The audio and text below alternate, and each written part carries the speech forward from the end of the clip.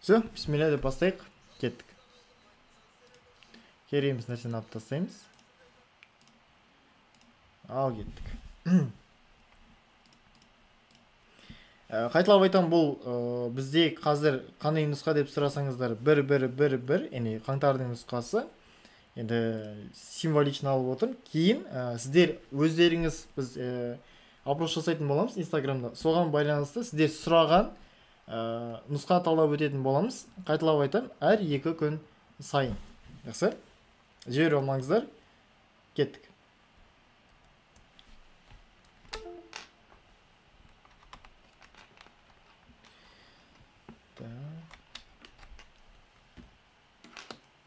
Бірінші сұрақта. Бірінші сұрақта бізден айтып отыр, қарапайым гармоникалық тербеліс дейді. Дауысым қалай естіліп тұр, жақсы ма? Жақсы екен.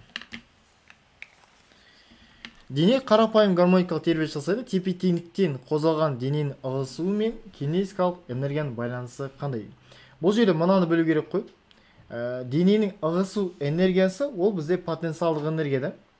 Яғни дененің ығысу энергиясы E потенциалдық тең болады kx квадрат бөлінген 2 негізінде. Бірақ бізден сұрап отыр, кинетикалық энергияның байланыс энергиясы дейді. Бұл жерде бүкіл ең максимум нүктесінде кинетикалық энергиясы, кинетикалық максимумымыз толық энергияға тең болады, ал толық энергиямыз E потенциалдық максимумға. Яғни екеуін теңестіріп алатын болсақ, E кинетикалық максимумымыз сонда тең болып кетеді kxm квадрат бөлінген 2. Бұл жерде енді энергия мен x арасында байланыс квадрат болып тұр. Демек, ол квадрат болатын болса, сіздер білесіздер. Y тең болады, мысалы, a көбейтілген x-ің квадратының оның графигі қандай болу қажет математикадан? Әрине ол екінші болу қажет. Демек, жауабы a болады екен. Сұрақтарыңыз болса қойып отырыңыздар, міндетті түрде комментариймен мына жерде қарап отырмын экранын, міндетті түрде тура сол моментте жауап беретін боламын. Задержка 5-10 секунд, 5-10 секунд мен ойымша тамаша деген ойдамын. Келесі сұрақ. Дыбыс толқыны ауадан суға өтті, толқынның таралу жылдамдығы. Қалай ойлайсыздар? Қай вариант дұрыс болады?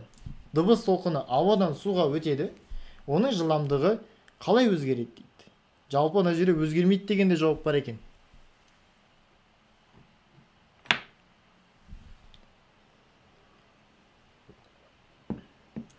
Бұл жерде бір парадокс бар. Жалпы дыбыс толқыны, ол механикалық толқын. Механикалық толқын ол серпімді ортаны талап етеді. Серпімді орта қаншалықты серпімді бола бастаған сайын, оның тарау жылдамдығы да арта түспек. Демек, бұл жерде артады.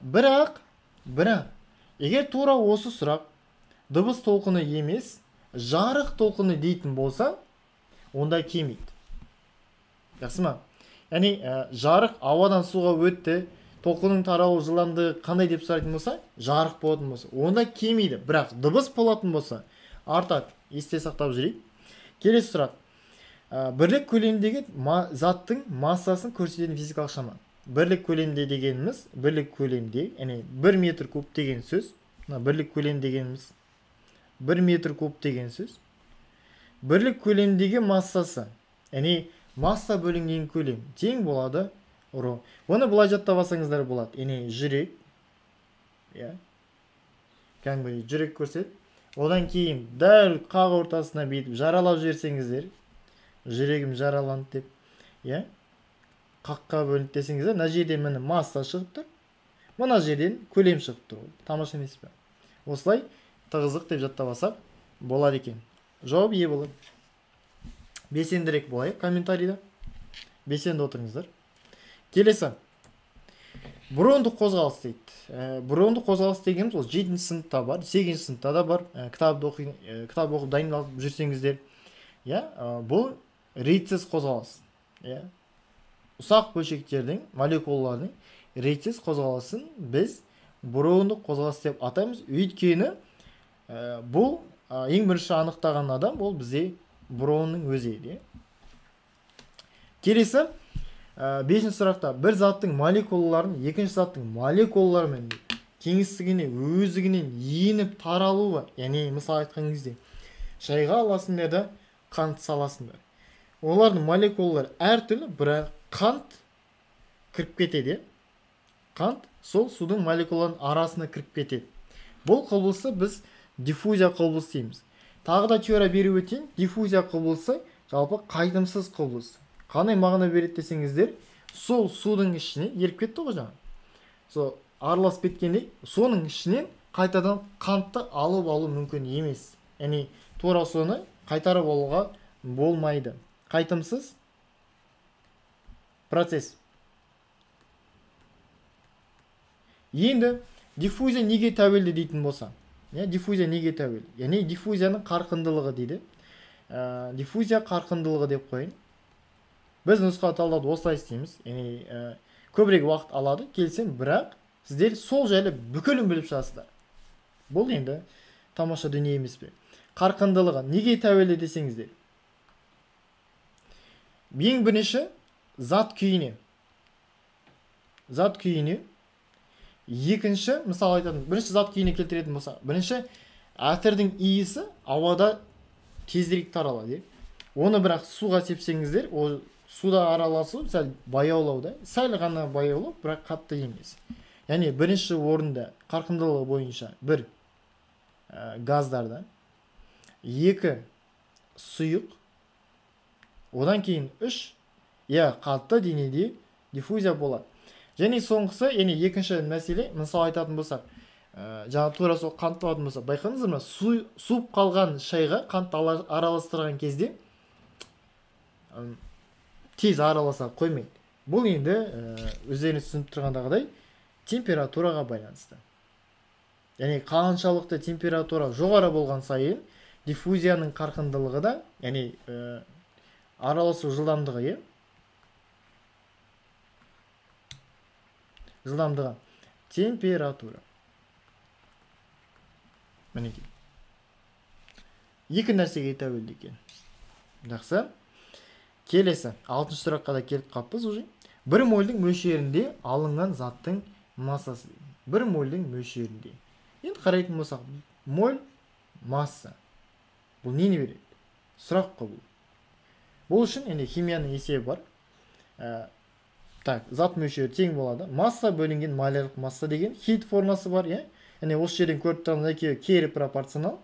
Кері пропорционал болса, біз Инстаграмнан көрген шығарсыздар, орындарын ауыстыра саламыз. Яғни малярлық масса тең болады, масса бөлінген зат мөлшері. Демек, жауабымыз мольдік масса. Заттың малярлық немесе мольдік массасы. Және мынаған байланысты жалпы хит тағы формула бар. Ол не тең болады? N бөлінген N авогадро. Естен шығармаймыз. Бұл өте көп келеді. Сондықтан жаттап алып жүргеніміз дұрыс. Келесі 7-ші формула.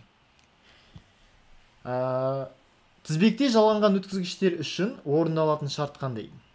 Тізбекте жалғану кезінде, жалпы мысал алатын болсақ, гелианды немесе басқа дүниелер болатын болса, мысалы, мұна келтірсек болады. Бір шам, екінші шам, тап дейді ғой кейде, үшінші шам, төртінші шам. Осы төртеуіне де бір нәрсе, бір физикалық шама тұрақты болады. Ол бізде ток күші. Ток күші тұрақты деген жауап керек та бізге. Ток күші тұрақты. Әрине ол бізде мұнда С жауабында тұр екен. Тізбекте жалған өткізгіштер үшін орындалатын шарт С жауабында тұр екен. Және тағы да бір шарт болуы мүмкін, ол бізде осы кернеулер. Яғни I константа U жалпы бүкіл кернеудің қосындысына тең. Арғарай кете береді, плюс UN деп келтіре салайын. Және де кедергісі бар. Кедергі жалпы тең болады. Оны көрмей қалдық. Жақсы. Мына жерге жасам. U жалпы тең болады. U1 плюс U2 плюс UN деп келтірсеңдер болады. Және тағы бір шарты болуы мүмкін. Енді тура осындай жауап емес, басқа жауап беру мүмкін. Ол кезде сіздер былай аласыздар. R жалпы тең болады. R1 плюс R2 плюс және RN деп келтіре саламыз. Бірақ, нағарыңыздар, әр қайсысының кедергісі 10 Ом 5 өткізгіш бір-бірімен параллель жалғанайды. Яғни былай отырмас үшін сіздер барлығы бірдей болса, r жалпы тең болады r көбейтілген n. Егер r мәні бірдей болса, бұны бөлек істеп қой, r мәні бірдей болса. Яғни мысалы бағана шамдалатын болсақ, мынауымыз 2 Ом, мынауымыз тоже мынау да r, мынау да r, екеуі де бірдей болатын болса, үшеуін алайық мысалы. Онда біз r жалпы тең болады 3r деп жаза саламыз. Мысалы 10 болатын болса 30 деп жаза саламыз. Енді бірақ бұл жерде параллель болатын болса, мына жерде көбейттіңіздер ғой. Параллель болса онда бөліп жібересіздер. r жалпы r бөлінген n. Өйткені бұны қолданып отырмыз. Өйткені әр қайсысы дейді. Әр қайсысы. Яғни бірдей деген мағына беріп тұр. Сосын 5, 10, 5 өткізгіш дейді. n саны 5. Сонда 10 бөлінген 5 тең болады 2 Ом шығады. Сосын менің ұсынысым 2 Омды жазған кезде мейлінше арасын ашыңыздар. Немесе кейбір балалар мынаның астын сызып қойып жатады. Өйткені 20 метр сияқты оқып кетулеріңіз мүмкін. Сондықтан не арасын ашып қойыңыздар, не Омның астын сызып қойсаңыздар жақсы болады. Так, 9-шы сұрақ. Төменде көрсетілген ядролық реакцияның белгісіз бөлшек тап дейді. Бұндай сұрақтар УБТ базасында тағы да осы 2020-да 30-шы сұрақтар болып келеді.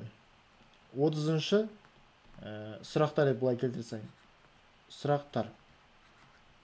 Алдында да келуі мүмкін, соңында да келуі мүмкін. Енді бұл жерде белгісізді табу үшін не істейміз? Астыңғы сандарын қосындысын шығу керек. Мына жерде 3 қосылған 1 тең болып тұр 2 қосылған белгісіз. Бұл қарапайым арифметика. 3 қосылған 1 тең болады 2 плюс 2. Дұрыс па? Сразу мына жерде уақыт үніндеп мынаны келейді белгілей салуға болады. Бірақ асықпаймыз десеңдер 7 плюс 1 тең болады 4 плюс неше? Әрине 4.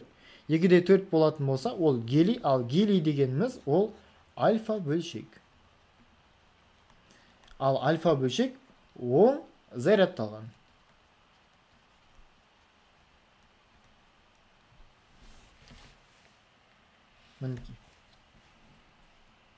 Қалай, формат ұнап жатыр ма балалар? Бір фидбак беріп қойсаңдар. Просто мұның жауабы тек қана осы деп қана емес, тағы да қосымша мәліметтер айтып кетіп отырсам. Вдруг келеді. База ғой бұл. Келесі сұрақ. 10-шы сұрақта түзу қозғалған дене координатасын уақытқа тәуелді графигінен дейді. Дене жылдамдығының x осіне проекциясын 0 мен 1 секунд уақыт аралығына мән тап дейді. 0 мен 1 секунд. Енді ең бірінші мен ұсынысым алгоритм мынадай. Ең бірінші мынаны түсініп алыңдар. X-та графигінде, егер түзу көрсеңдер, X-та графигінде, егер түзу көрсек, яғни ол жерде V константа деген мағына береді. Жақсы ма? V константа, это факт. Енді V, мысалы 0 мен 3 арасында денеміз бір қалыпты қозғалады. Сендер мына жерде қарап отырмай қойыңдар, мына жерде жобалап, мына жерде 30 примерно жоқ, былай аласыңдар. Яғни V константа, мына V1, V2, V3 барлығы біріне тең, демек V тең болады 120 бөлінген 3 деп ала беріңдер. Сонда мына жерде сендер неше шығады? 20-ны 3-ке бөліп тастасаңдар 40 метр секунд шығады екен. Мына формуланы, который S тең болады V көбейтілген T, осы жерден V-ны табатын болсақ, V тең болады, көбейту T ғой. Мұнда ол бөлініп барады. Сондықтан мен жерде бөліп тастадым. Тек бір қалыпты қозғалыс кезінде ғана қолданасыңдар. Егер бір қалыпты емес қозғалыс көрсеңдер, үдеу бар дейтін қозғалыс қой, мына жерде үдеу 0-ге тең. Үдеу жоқ бір қалыпты қозғалыста. Бір қалыпты тек деп қойын. Тек бір қалыпты қозғалыс үшін. Сосын бұл сұрақты басқаша да келуі мүмкін. Ол келеді де. Ол мына сұрақ. Алатта 3-ші және 4-ші секунд уақыт аралығындағы көрген шығарсыздар. аралығындағы жылдамдықты тап дейді. Қалай ойлайсыздар? Неше болу қажет ол жерде? Бұл сұрақ былтырғы ұбт базасында бар. Жоқ емес, точно бар. Факт бұл 100%. 3 пен 4 секунд уақыт аралығында, яғни мына аралықта. Осы аралықта оның жылдамдығы қандай дейді?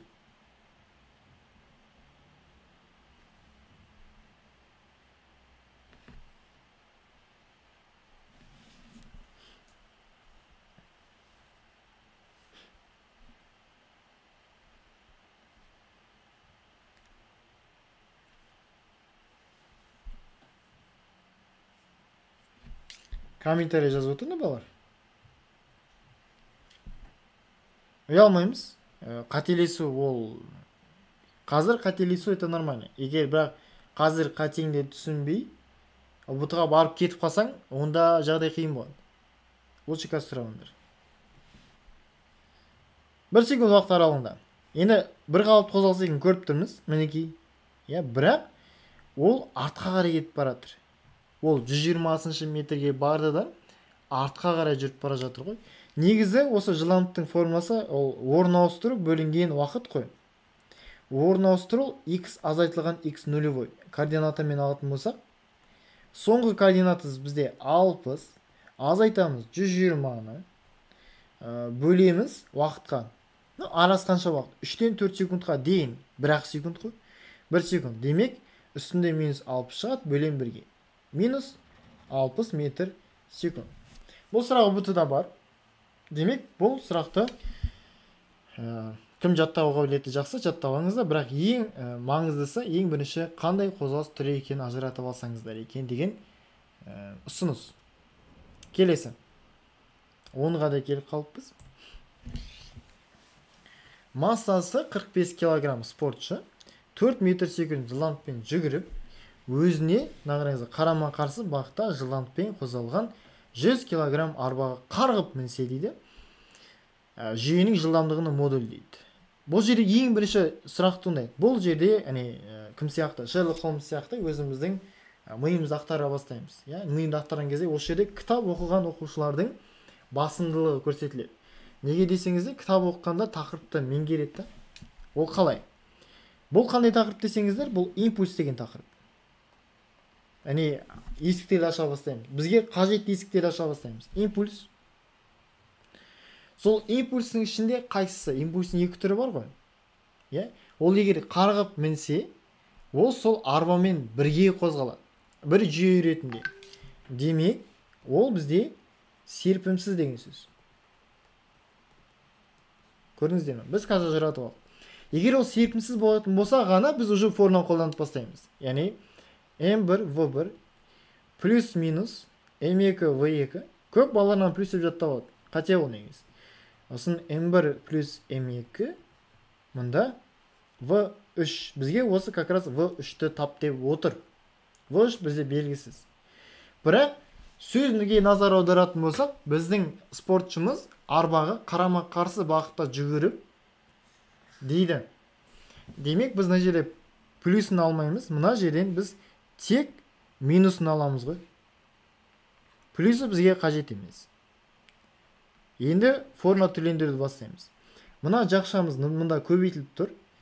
Оны не істейміз? Оны теңдіктің сол жақ шетіне лақтырып жібереміз.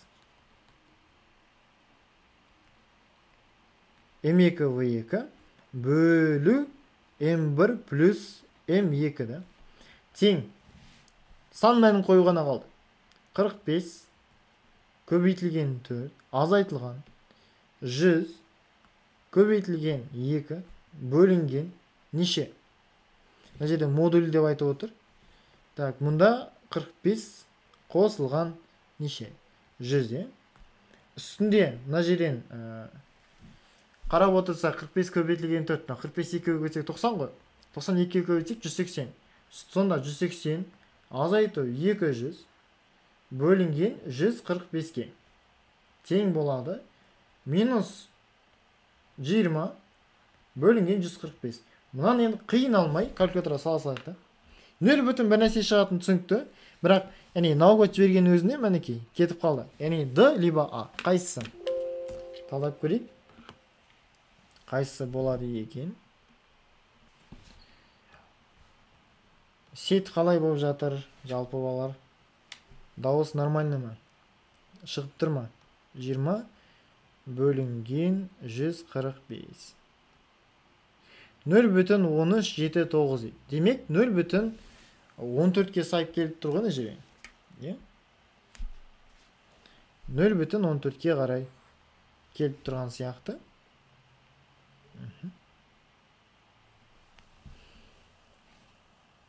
Так. Енді не мәселе? Бұл жерден масса белген. Көп оқушыларда былай сұрақ қояды, мысалы. Ағай, мен мысалы дайындаған кезде мен формула жаттай емеймін дейді. Формула жаттаған өзінде қайсыны қай кезде қолданатын білмейді. Ол үшін менің өсімім мынандай. Массасы дейді, массаны жазып ал. Одан кейін қатаңдық дейді, қатаңдықты жазып ал. Одан кейін циклдік жиілік дейді, циклдік жиілікті жазып ал. Енді осы үшеуін байланыстыратын қандай формула бар? Жаттап алу қажет болады, балар. Омега тең болады түп арасында К бөлінген М. Осындай тағы бір формула бар. Омега тең болады түп арасында G бөлінген L деп. Осы екі формула бар, жаттап алсаңыздар болады. Циклдік жиілікке байланысты. Тез шығарам десеңіздер. Так, қатаңдығымыз 100, мынауымыз 500. Бірақ 500 осы жерден қадалып қалмау керек болар. Мына жерде грамм. Көріне ма? Грамм тұр. Демек, грамм болса, оның -3 дәрежесін тіркеп жазамыз ғой. Бұл деген неше? Мұнда 100, мұнда 0,5 деген сөз. Енді 100-ді 0,5-ке бөлсек, ол жерден 200 шыға ма? Қалай? 200 шығатын болса, ол жерден неше шығу керек?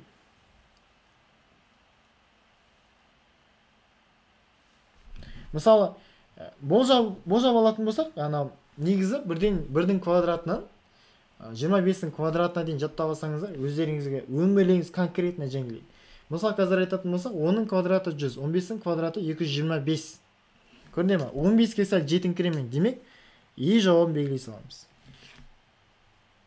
Қалай, ұнады ма осындай нәрсе? Тексеріп көрейік. Рас өтірігін. Чтоб күмән болмасын. Түбір астында 200.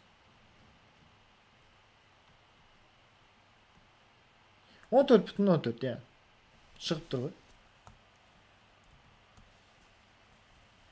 14,14 шығып тұр екен. Тағы біреуін көрейік. Осындай есептер қазір хит болып жатыр. Ұзындығы 3 метр, тура жаңадай. Алгоритм біреу. Ұзындығы берілген, ауданы берілген, одан кейін не берілген? Күш берілген, одан кейін не берілген?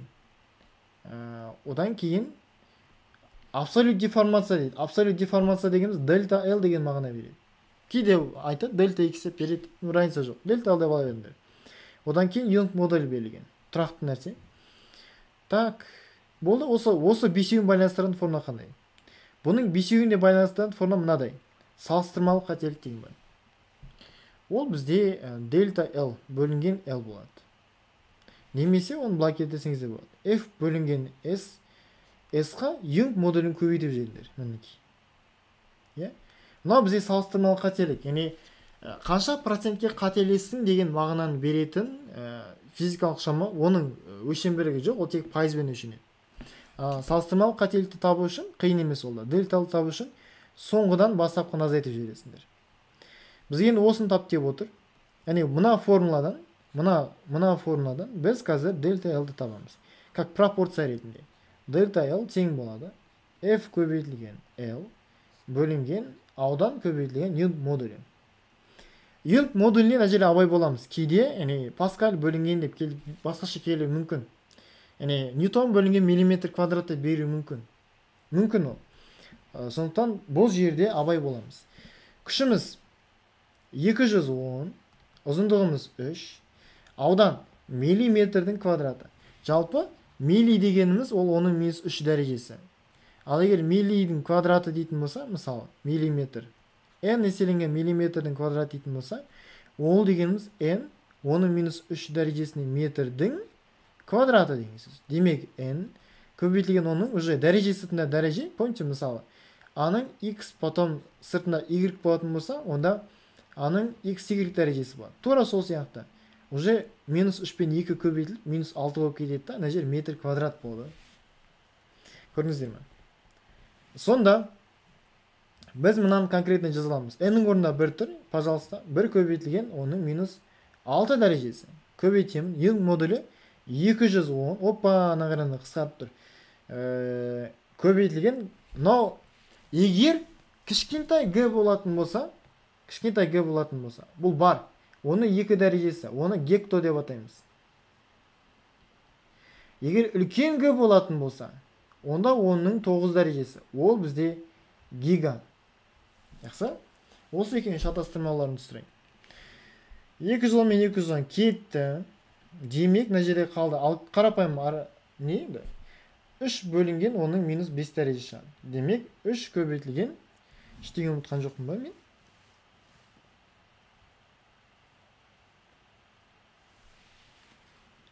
Гиганы ұмытып кетіппін. Оның 9 дәрежесі. Айтып отырып ұмытып кетіппін. Бәсе, салыстырмалы қателік қандай болып жатыр деп қоям ғой. Сұмдық қателік қой. Так, сонда ана 210 мен 210 қысқарды. Мына жерде оның 3 дәрежесі шығады. Демек, 3 көбейту оның минус 3 дәрежесі. Енді еске түсіретін болсақ, метр. Оның минус 3 дәрежесі минус деген сөз. Милли деген мағына береді. Демек, 3 миллиметр. Пожалуйста. Яғни көп жауапты да тура осылай болып келеді. Бұл енді 20-дан кейінгі келетін сұрақтардың қатарына жатады бұл да. Ал енді 140-та сабақ беріп жүрген кезінде бір күшті фишкалар қолданатынмын. Жалпы өзінің әдісім бар. Курс барысында пропорционал дегенбіз. Қараңыздар. Бұна есепті максимум 3-ақ секундта шығаруға болады. 3-ақ секундта. Қалай десеңіздер, қазір үйретемін. Жібере алмаңыздар. Ұнаса достарыңызға таратуды ұмытпаңыздар осы видеоны. Айтады, нүктелік заряд дейтін болса, бұл понятно уже, кулон заңы. Бірден кулон заңын еске түсіреміз. Енді айтады, әсерлесу күші бар. Барлығы өзгеріссіз тек дейді. Орналасу қашықтығын 2 есе кемітсе дейді. Яғни, ара қашықтығын кемітеміз ғой. Енді біздің білетініміз, мына екеуі кері пропорционал. Егер кері болатын болса, біздің ара қашықтығымыз кемейтін болса, наоборот деген сөз ғой. Күшіміз артады деген сөз. Ара қашықтық кемісе, онда күшіміз артады. Енді ойлап қалу мүмкін, балалар, мына жерде 2 есе кемісе, 2 есе артады, яғни А жауабын белгілейді да. Бұл қате, неге десеңіздер, мына жерде бір хитрый бір квадрат тұр. Көрдіңдер ме? Бір құттай бір квадрат тұр да. Сол квадрат бүкіл нәрсені решать етіп кетеді ғой. Мына жерде 2 есе кемісе, ол квадратты алады. Значит, 4 есе кеміген болып табылады. Формуланың ішінде. Егер мына жүйе 4 есе кеміген болатын болса, кері пропорционал ғой. Күш 4 есе артады дейміз. Осылай жазып алайық просто. Енді күштің мәні бізде белгілі ғой. 1 ньютон. 1 ньютон 4-ке көбейтсем де 4 шығады.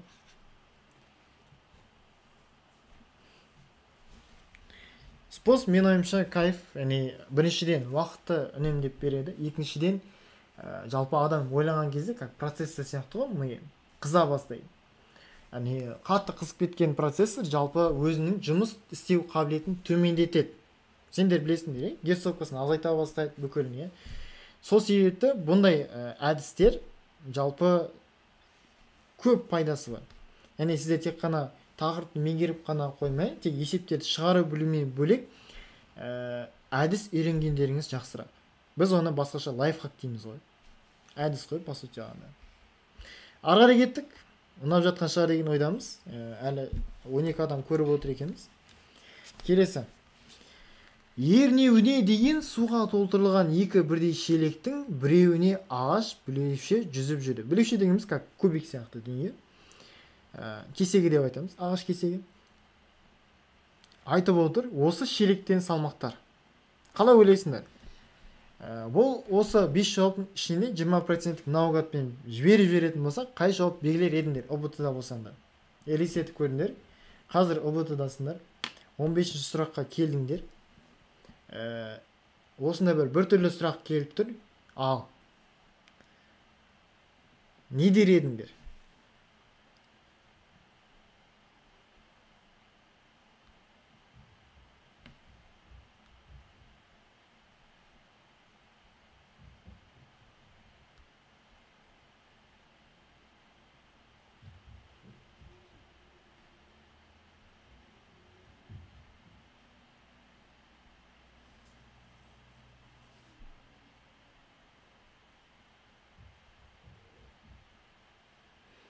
Менің комментарий көрінбей ма? Қалай болып кетті бұл?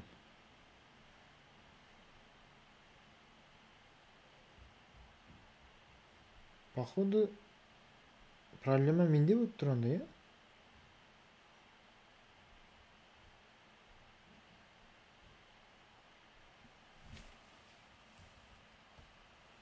Қазір балалар екінші сұрақтан қосып көрейін.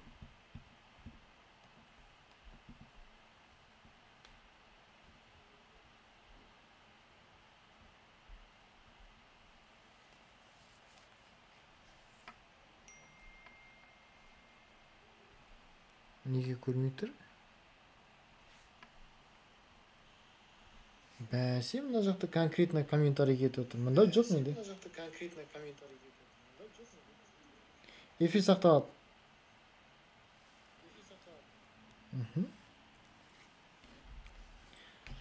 Все, понятненько.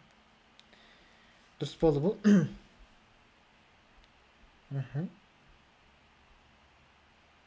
Я. Молодцы. Мынандай мәселеде бұл теория. Есеп шығарып үйреніп қалған балалардың көбісі осындай келген кезде конкретно қадалады ғой. Неге? Өйткені мынандай теория бар.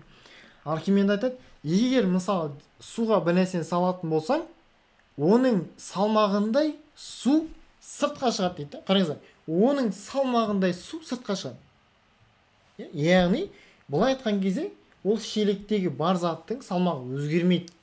Сонда біз айтамыз, бірдей дейміз ғой. Кімге сенеміз десеңіз, Архимед заңы өте бір қызық сұрақтардың қатарынан бір жалпы қиын есептері бар. Бұған негіз келетін. Оқиын десеңіздер, 7-ші сыныпта ақтарыңыздар. 7-ші сынып көбісі не істеді? Яғни, ой, ағай, 7-ші сынып қойшы деген сияқты. 7-ші сыныпта теория мынадан. Бір 7-ні оқушыңыздар, теориядан қалай бұлай усилений болып кеткендеріңіз байқайсыздар. Жақсы ма? Бір 7-ні оқушыға конкретно бір-ақ апта керек. Теорияларыңыз заты ақсамайтын болады. Паскаль заңы бар оның ішінде, қозғалыстың түрлері бар, жаңағыдай бүкілі бар ғой, динамикада бар, энергияда бар, бүкілі бар. 7-ші сыныптың теориясы вообще one love қой. Так, айтады енді. Тік жоғары атылған оқпен дыбыс 660 метр биіктікке бір мезгілде жететін болса, онда оқтың бастапқы жылдамдығы қандай дейді. Жалпы дыбыс ауада бір қалыпты таралады. Ауада жазып қойсаң, бір қалыпты таралады. Тек ортадан ортаға өткен кезде ғана жылдамдық өзгереді, балалар. Және температураға байланысты өзгереді айтпақшыдай. Екі нәрсеге байланысты өзгереді. Зат күйі және температура. Так, не сияқты? Диффузия сияқты екен. Яғни біз оның сол биіктікке, мына бір биіктікке, мысалы, допустим, жер болатын болса, мына бір биіктікке, аш биіктікке. Ол дыбыс, мына бұлай келтіріп қойын. Бір қалыпты жетеді, аш биіктікке мына. Ол 2 секундта жетеді. Өйткені біз білеміз, V тең болады S бөлінген T, дыбыс үшін. Осы жерден T-ны табатын болсақ, T тең болады S бөлінген V да. Енді 660, 330. Логично 2 секунд. Енді бірақ біз атылған оғымыз ол бір қалыпты емес. Сендер білесіңдер, допты жоғары лақтырған кезде оның жылдамдығы не істей бастайды?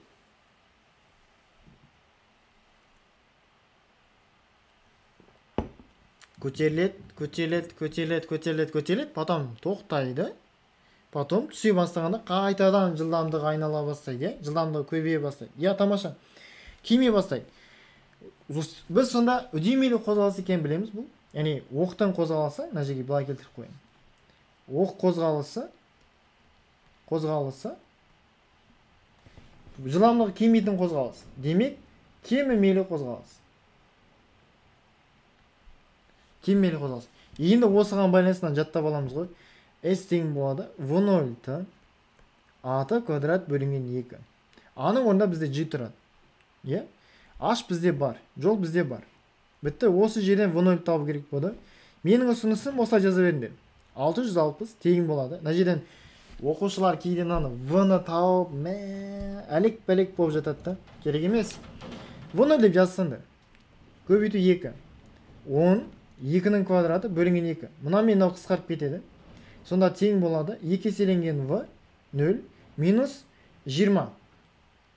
Көрдіңіздер ме? Сонда мына жерге жазсам 660 тең болады 2V0 минус 20 болды ғой. Минус 20-ны сол жаққа жібереміз. Сонда 680 болып кетеді. 2V0. Демек, 2-ні мұнда жіберетін болсақ, V0 тең болады 680 бөлінген 2. Ол дегеніміз 340 емес пе? Есеп сәл күрделілеу, уақытты көбірек алады, 2 минуттай уақытты алады. Бірақ өкінішке орай мен историямда көп сондай, 1 балл, 2 балл жетпей қалған балалар именно грантқа, кейде даже проходнойға 1 балл деп тастап кетпейміз. Еш қашан ұбт-дан ерте шығушы болмаңдар. Ерте шыққан адам оқтау жесін. Әмин деп қойыңдар. Кеш шыққан адам грант жесін. Мін, осылай.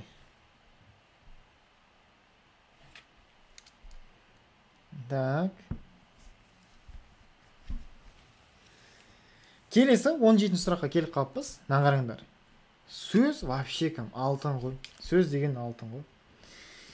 Көлемі 9,8 метр куб жабық ыдыстағы газдың қысымы дейді берілген. Яғни көлем берілген, қысым берілген, жылдамдық берілген.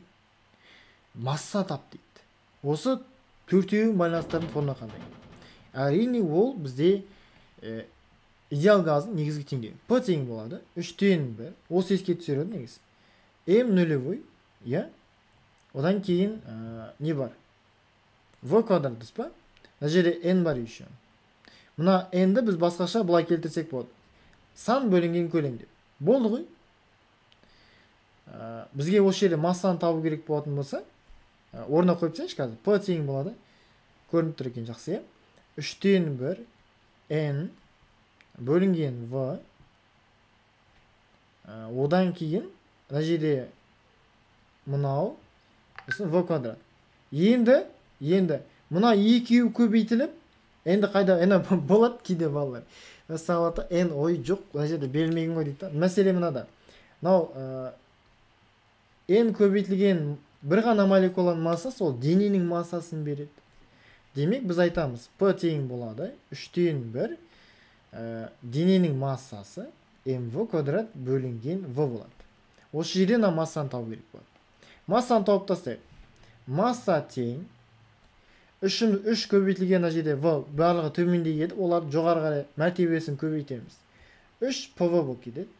Бөлінген жылдамдықтың квадраты. Ары қарай есеп. Есеп шығарайық та. Сәлемет пе, Арай? Сәлемет пе, Сабина? Қош келдіңдер, Дилназ.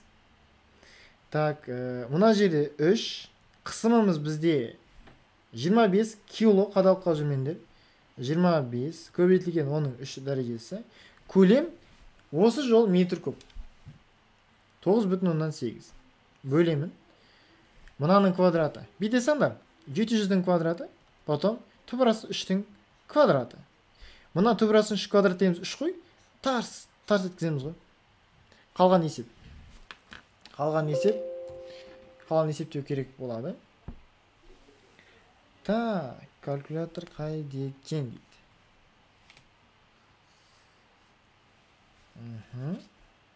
Сәлемет пе аяна?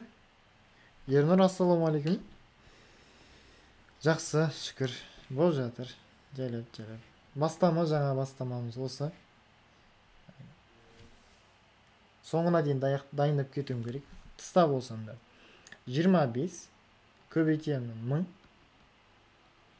көбейтемін 9,8. Бөлемін 700-ге. Тең деп аламын да, осыны бөліп жіберемін 700-ге. Ровно шықты ғой мына жерде. 0,5 килограмм. 0,5 килограмм шықты. Бірақ бізде ондай жауап жоқ. Я. 500 грамм. Айтады ғой, мысалы, мамаларың кәмпитке жіберген кезде. Ей, жарты килограмм әкел дейді ғой. Мысалы, қара кумнан жарты килограмм ала сал дейді. Сол сияқты ғой. Өтемін. Егер мысалы қиналсаңыздар, сондай ақша жағын ойлаңыздар, есептеу боласың болса лайфхак. Ал егер жаңағыдай массамен бір нәрсе өлшеймін десеңіздер, қиналсаңыздар, сол кәмпит, пішіна деген тема бар ғой. Эфир сақталады аяна. Сақталады. Салып қоямыз. Яғни доступ открытый. Бүкілінде болады. Любой моментте көре аласыздар. Келесі. Қараңыздар, Кулон заңынан екінші сұрақ келіп тұр. Уже екінші сұрақтан, яғни Кулон заңын жаттау керек деген сөз. F тең болады. K, Q1, Q2 бөлінген R-дің квадраты. Бізден сұрап отыр. Бірдей теріс зарядтаған дейді. Ойбайнан бүйтіп жібереді екенбіз. Қараңыздар. F тең болады. K, N, E, көбейтілген N, E. Өткені, мына Q заряд дегеніміз, ол не әңгіме демейміз, просто не дей саламыз. Хорошо? Q десе, не деп жауап бересіңдер ғой? Так, не бөлінген R-дің квадраты. Все. Мына жерден енді электронды санын тап деп отыр. Біз оны не істеп жібереміз? K, N-ның квадраты, E-ның квадраты тең болады R-дің квадраты. Бізге мынау қажет. Бөліп алуымыз қажет, осы жерден формуладан өрнектеп. Сонда N-ның квадраты тең болады F-қа әрқашан R-дің квадраты көбейтіледі. Всегда солай. Жақсы? Мынау K-мыз төмен қарай түсіп кетеді. E-ның квадраты төмен қарай түсіп кетеді. Енді асықпаңдар. Осы жерден N-ді тауып алайық. N-ді тауып алайық. Мынаның барлығын түбірге алып жібереміз. Сонда түбірден R квадрат шығып кетеді, E шығып кетеді. Сонда түбірдің астына қалып қоятын нәрсе F қалып қояды және K қалып қояды. Мына екеуі мына жақта қыдырып жүр.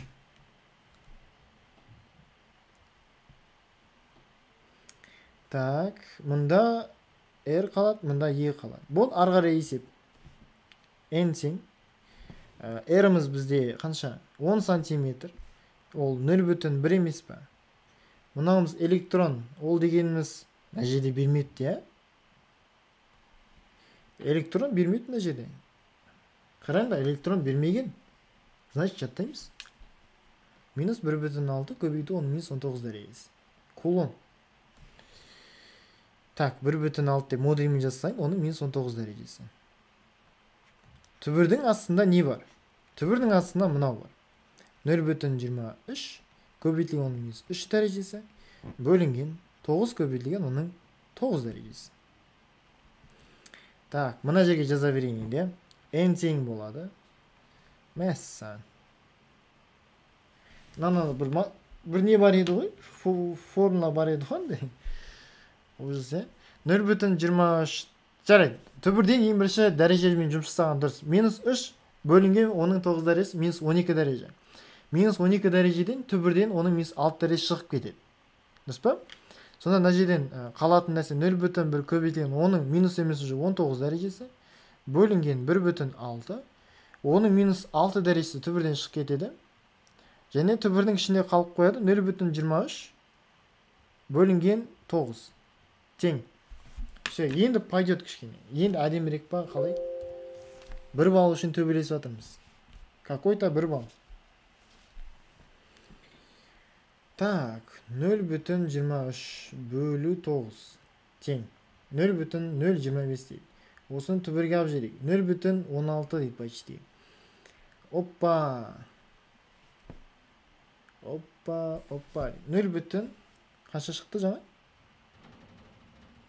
Қап, жібере алмаш. Қайттан. Так, 0,23 бөлінген 9 тең. Түбірге алып жібереміз. 0,16 я. 0,16 шықты. Бұл жақсы ғой. Сонда ана жерден уже 10-ның минус 18 дәреже, 10-ның 18 дәрежесі болып қалады ана жерден. 18 минус 1 дәреже плюс 19 минус 6. Демек 12 дәреже ғана қалды. Бөлінген 1,6. Көбейтілген 0,16. Қысқартамыз. Мына жерден 10 шатты. Сонда 10-ның 11 дәрежесі қалып қойды сонда. Жауабымыз Е. Я, есептеу қиындау, бірақ бұндай есептерді менің ұсынысым мынандай. Бұндай есептер өздерін көріп тұрсыңдар, очень энергозатратный. Келісесіңдер ме? Энергияны бірақ бал, энергияны өте көп талап етеді. Я, сондықтан менің және де Аятжан Ахметжан кісін білесіңдер, химиядан беретін. Бұндай есептерді, артық уақытқа қалдыру. Тастап кетіп айтқан кезде. Анау болады ғой, психологиялық тұрда шыдамай шығып кеткісі келеді ғой ерте. Жоқ, именно сол шығып қалған уақытыңа шығар. Қалған уақытқа шығар, артық уақытқа шығар. Қайтесің бұны шығарып? Біліп тұрсың, көріп тұрсың көп уақыт алатын. Тастап кет. Бостан босқа бұны шығарамай бит-бит отқанғанда настроениең түседі. Ана жерде біраз қиналасың, ана жерде өзің жанып отырасың, мынау келіп сені қайттан жандырады. Қайтесің, тастап кет. Қайтып ораласың. Кеттік. Так, мына есепті негізі көп курстағылар түсіндіре алмайтын есепті. Толқын ұзындығы бар. Понятно. Дифракция то, мынау дегеніміз оптика ғой. Толқындық оптика ғой. Рахат, тақырып меңгеріп алсаң да, спокойно тұра бересің. Қай тақырып екен, есіктер ашыла болса, есіктер ашылған кезде формулалар бейт. Кто там деп қарап тұрады. Толқын ұзындығы лямбда 1, нәжер еткен лямбда 2 сұрап отыр. Лямбда 1 тең болады 500 нанометр дейді. Нанометрмен есептей берейік. Екінші реттік максимумы бізде ол синус альфа ғой. Бірінші реттік максимумы, оның жар толқын тап дейді. Так. Периодмен табамыз. D синус альфа. Тең болады К лямбдамен келдірсек. Мынауымыз бірінші бізде К1-ымыз бізде 2. К1 тең 2-ге. Екінші К2 тең болып тұр 1-ге. Наоборот болып тұр осында. D-мыз тұрақты деп алатын болса, периодымыз тұрақты деп алатын болса, анау штрихтар саны ғой ол. Дифракциялы тор өзгерген жоқ та бұл жерде. Көрдіңіздер ме? Сонда біз айтамыз, D константа, синус альфа енді 1 деп қарастырамыз, қалай болады екен? Шекті бұрыш, көп уақыт ала қоймайтын сияқты, өйткені синустардың мәндері берілген. Егер 18 градус болдыңыз, бүйтеміз. Синус бүйте сақ. Мына жерден D-ны табайық. D тең болады. К лямбда бөлінген синус альфа дейміз. Бұл жерде біз бүйтеміз. К 1 лямбда 1 бөлінген синус альфа 1 тең болады. К 2 лямбда 2 бөлінген синус альфа 2 дейміз. Бізге лямбда 2 қажет. Лямбда 2 тең болады. К 1 лямбда 1 көбейтілген синус альфа 2 бөлеміз синус альфа 1 көбейтілген К2. Пожалуйста. К1-ымыз бізде 2. Екінші реттік деп айтып отыр өйткені. Так, 2 көбейтілген, мынауымыз 500. Көбейтеміз синус альфа 2-міз бізде екіншісі 12 ғой. 0,21. Бөлеміз қаншаға? 0,31-ге. Және көбейтеміз неше? К 1-ге тең. Неше шығады екен сонда? 1000-ды мына жерден калькуляторсыз никак қойып. Егер сіздер ұбт-да пробныйда бар емес па? Мұғалімдеріңіз калькуляторыңызды алып қойсаңыздар, қайтар менің калькуляторымды деп айтыңыздар. Мынандай есептерді жалпы калькуляторсыз шығару білмеймін енді. Это басынғандық қой.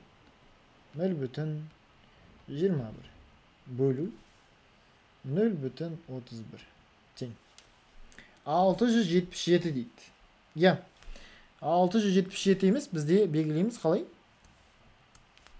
680 деп. Молодцы. Формада екенбіз. Жарайсыңдар. Так, келесі сұрақ. Мәссаған. Не болып жатыр, мына қараңдар. Мына жерде көп нәрсені білу керек болады. Я? Осын мына жерде қарап отырмыз, электр энергиясының 50% ғана дейді. Суды жылытуға келеді дейді.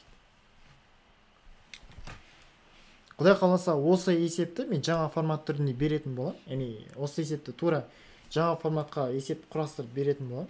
Жалпы осы именно нені көрдім деп жаңағыдай қалайсың болады.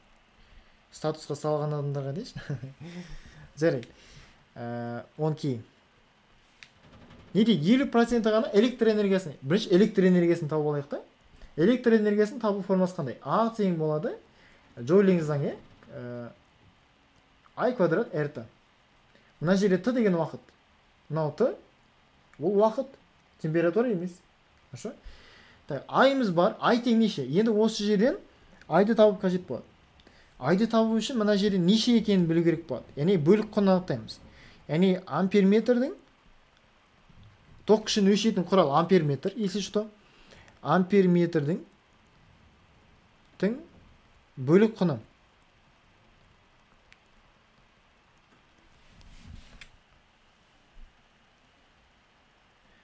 Бөлік құны қанша? Ол үшін біз деміз. Көршілес бөлік құны сарпен белгілейміз. Көршілес x-аны аламыз. А минус b. Оның арасында қанша штрих бар, соған бөліп тастаймыз. Так, мына а мен бірді азайтып жіберейік. Бұл ғой негізі. Бір азайту 0. Бөлінген арасы қанша? 1, 2, 3, 4, 5, 6, 7, 8, 9, 10. Демек 10-ға бөліп тастаймын. Демек бірді 10-ға бөлетін болсам 0,1 деген сөз. Енді мына 1,5, 1,6, 1,7, 1, неше болды? Немесе мынандай лайфхак бар, мынау 2 болатын болса, 1,9, 1,8 деп істей салуға да болады. Көрдіңіздер ме? Шошымаймыз. Қазір қарайсыңдар, қандай оңай есеп екен қарайсыңдар. 1,8 ампер. Енді амперіміз бар. Кедергіміз қанша? Кедергіні іздейміз. Кедергі мына жерде тұр. Айтады 5 ом дейді. 5,0 ом дейді. Так, яғни сызып қояйық мына арасын. Одан кейін уақыт қанша уақытта дейді? Мінекей. 10 минут. 10 минут бізді қанағаттандырмайды. Бізге қажет секунд. Оны көбейтеміз 60 секундқа. Демек 600 секунд. Все, бізде барлығы бар. Енді қалған математика. Өйткені А тең болады. Неше? 1,8-дің квадраты. Көбейтеміз. R-іміз бізде 5. Көбейтеміз 600-ге. Болды? Ары калькулятор. Тең. Қан, менен бұрын кім шығарады екен? Менен бұрын кім шығарады екен? 1,8 көбейту 1,8 көбейту 5 көбейту 600. Так, пока что жоқ екен. 9720. Мәссі. 9720. Джоул шықты. Ем. Санақ Рахман деген кісі менімен бірдей шығады почти. Молодцы. Енді бірақ бізде электр энергиясының 50% ғана жылуға кетті дейді. Яғни жылу тең болады Аның А көбейтілген 50%. Бұлай айтқан кезде 0,5 А. Яғни бұны 0,5-е көбейтіп жібереміз ғой. Сонда қай жауап шығады? Жартысы я. А бөлінген 2. Жартысы дейтін болсақ, 4-дің бір нәрсе шығады. Я. Қалай екен балалар? Бұлай түрі оттай береді негіз. Бұндай есептер келсе, түсінуге тырысыңдар, самы ғана түсінуге тырысыңдар, ол ары қарай өз-ақ шығып кетеді.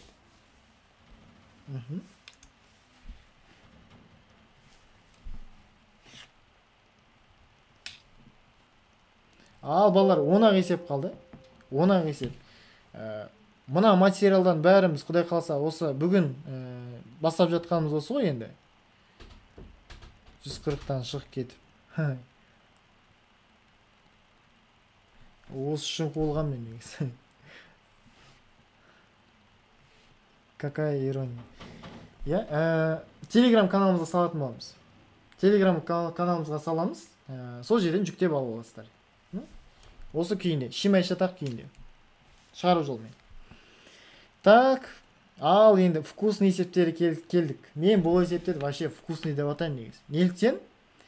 Біріншіден аз уақыт жұмсайсың, көп балл аласың. Тема емес па? Кім мен сияқты ойлайды?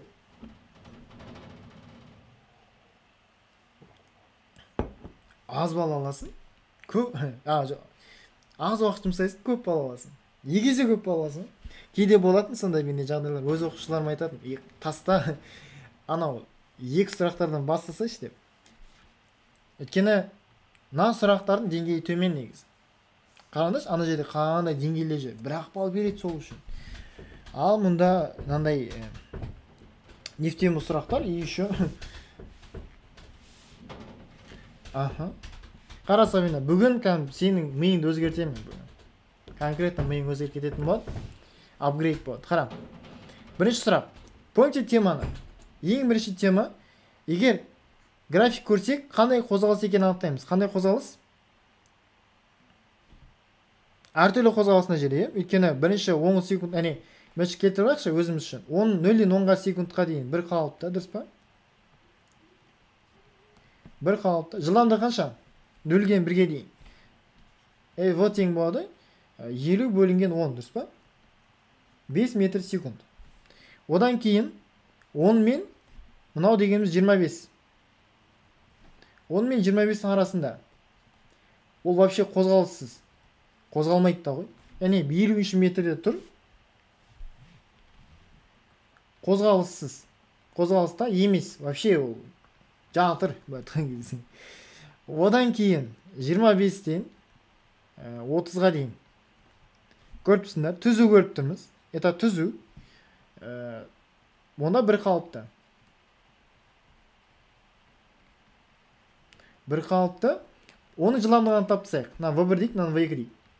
Жылдамдығын анықтап тастайтын болсақ, онда біз білетініміз, мына 100-ден 50-ді азайтып, 100-ден 50-ді азайтып, бөліп жібереміз қанша уақытқа?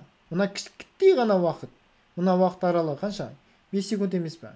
Сонда 100-ден 50-ді азайтсақ 50, 50-ді 5-ке бөлсек 10 метр секунд шығады екен. Қазір мына тапсырмада шаруамыз жоқ қазір біздің. Біз общий талдап алып жатырмыз қазір. Қандай вариант келмесін біз конкретно білетін боламыз. Ең сұрақтарға назар аударайық. 30 секундта жүрген жол дейді. Пожалуйста. Хоп, 30 секунд таңдап аламыз. Жүрген жол қанша? Бәрекелді, міне тұр ғой. 100 метр. Хоп. Так. Плюс 1 балл деп айтамаймыз. Өйткені мына жерде 3 жауап беру керек болады. Одан кейін қозғалыссыз болған уақытта. Пожалуйста. Білеміз ол уақытта міне тұр ғой. 10 мен 25 арасында қанша секунд? 15 секунд. Дұрыс па? Ал енді орташа қозғалысың жылдамдығы дейді. Бұл жерде енді қызық сұрақ. Орташа жылдамдықты сұрап отқан жоқ. Орташа жылдамдықты сұрап отқан жоқ. Орташа қозғалысының жылдамдығы дейді. Қозғалған уақытты ғана аламыз. Жазып қойыңызшы. Хоп. Қозғалған уақыт аралығын аламыз.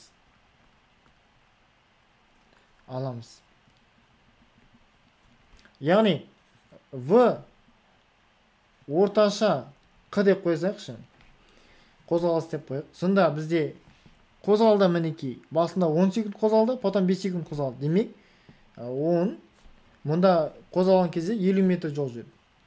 Плюс 25 секундтан 30-ға дейін жүрді. 50-ден 100-ге дейін жүрді. Ол да 50 метр.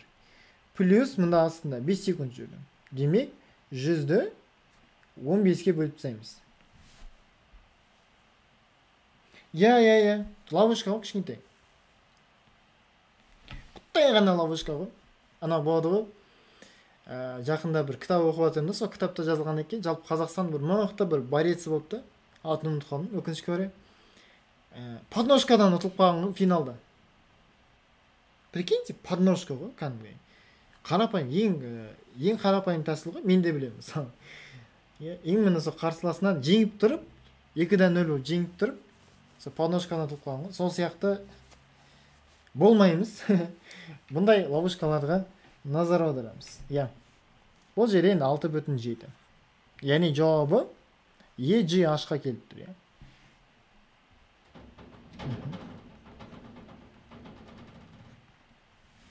Ал орташа жылдамдығы дейтін болса, орташа жылдамдық қанша? Нешеге тең? В орташа. Ол сумма S бөлінген сумма ата, дұрыс па? Сонда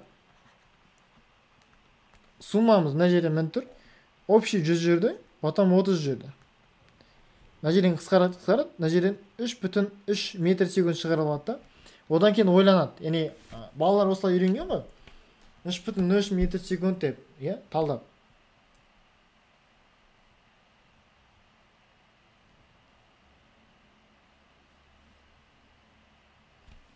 А мұнда 6,67.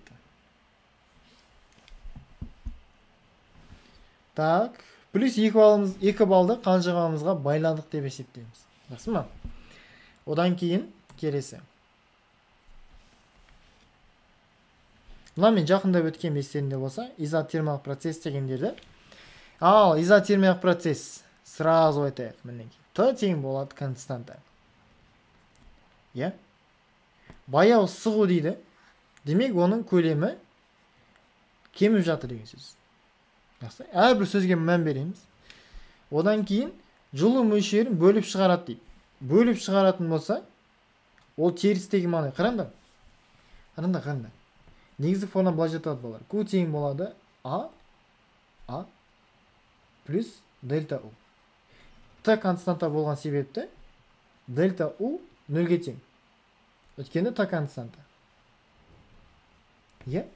Енді сендерге именно физика мұғалім ғана, мен сияқты мұғалім ғана айта алады. Мына жерде қазір енді 7 деген, көбісі 7 деген жауапты іздей бастайды. Өйткені Q тең болады А дейді. Көрдіңіз бе? Q тең болады А дейді. Бірақ Q тең А болатын болса, мына жерде минус деген таңба қайдан келді деген сұрақ туындамай ма?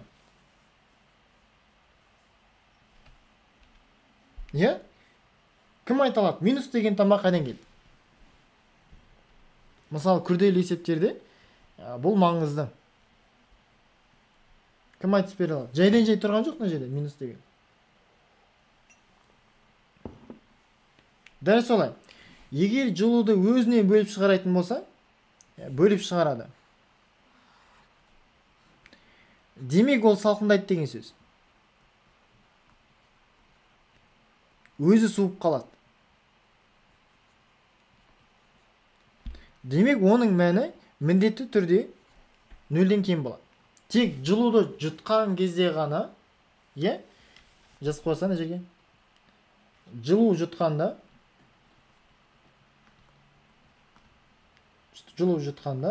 онда Q 0-ден үлкен. Болды, мінеки енді понятно деген ойдамын.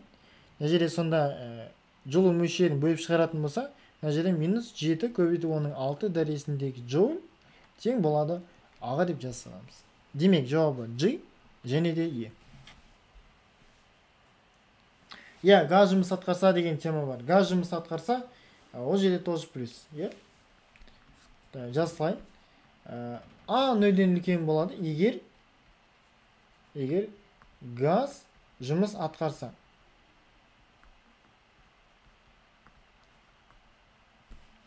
Газ жұмыс атқарса.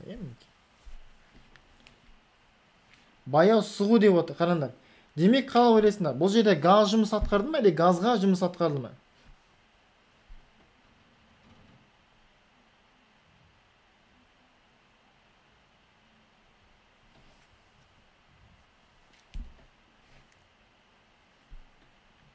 Русский сөзіме сен, жалпы, егер газ жұмыс атқаратын болса, онда 0-ден үлкен.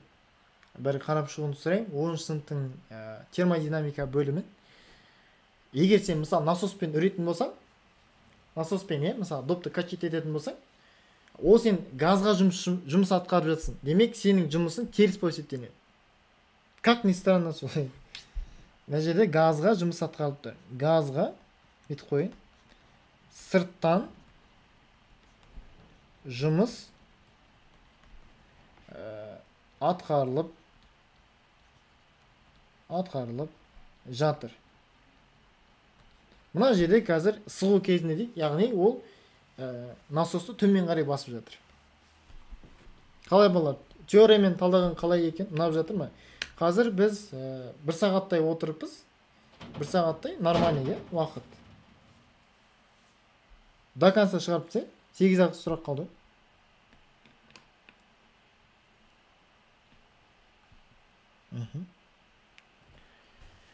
Так. Мынаның жауабын жаттап аласыңдар балалар. Бұл өте бір оңбаған тақырыптардың қатарынан осын жаттап аласың деді. Хорошо. Сондай бір тақырыптар болады. Ки любой пән дейді. Жаттап алу қажет болады. Бір ғана жауап дұрыс, енді алған қазір. Бұл сондай тақырып енді. Тура осы тақырып жазсайшы. Тура осы тақырып. Жаттауға арналған деп қойшы. Жаттауға арналған. Хоп. Без обид. Ал келесі. Ал 24 көрінген. Мінекей. Мінекей электромагнит индукция заңы дейді. Кім біледі екен? Көп ондай. Өзі жалпы сұрақ бар негізі. Телеграмға салып қоям. Осыған байланысты теорияның барлығын, Сабина. Жақсы ма? Телеграмға салып қоям. Именно сол тақырыпқа байланысты бүкіл сұрақты біздің телеграмға Құдай қалса бүгіннен қалдырмай салып қойға тырысамыз. Именно соған байланысты. Кемтік дегендер бар өзі. Тек қана электрондар деген сондай жауаптар бар. Я. Бұл жерде бір ғана жауап дұрыс. Басқалары келмейді. Мынау вообще мысал. Мынау егер білетін болсақ, давайте талдап түсек. Мынау не? Біріншісі. Біздің нұсқа талдаудың артықшылығы сода, біз тек қана электромагниттік индукция заңы мынау ары қарай следующий деп кетпейміз. Біз қайтып ораламыз. Бәрін талдап түсек.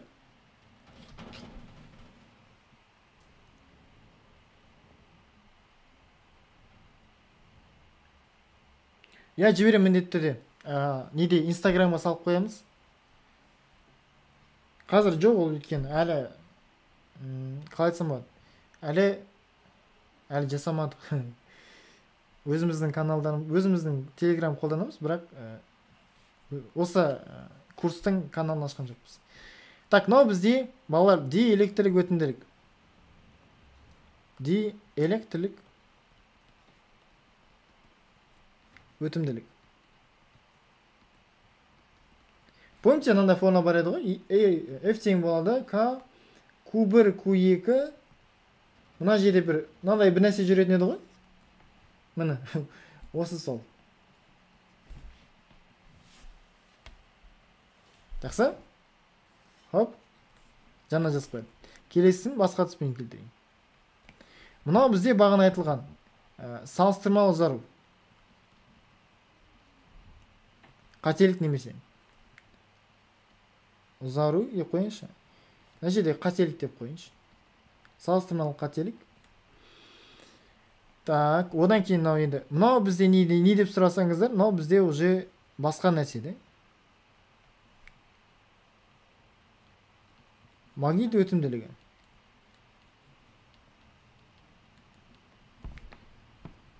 Так, бұны еміз мюмен белгілейді негізі. Бұлай белгілейді негізі. Так, мынау бізде не зат? Кім айта алады? Е тең болады.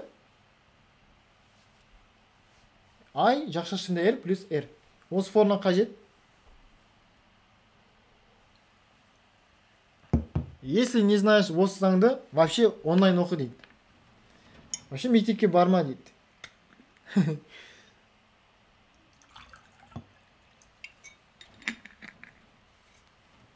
только онлайн оқы деген не ғой, формула ғой.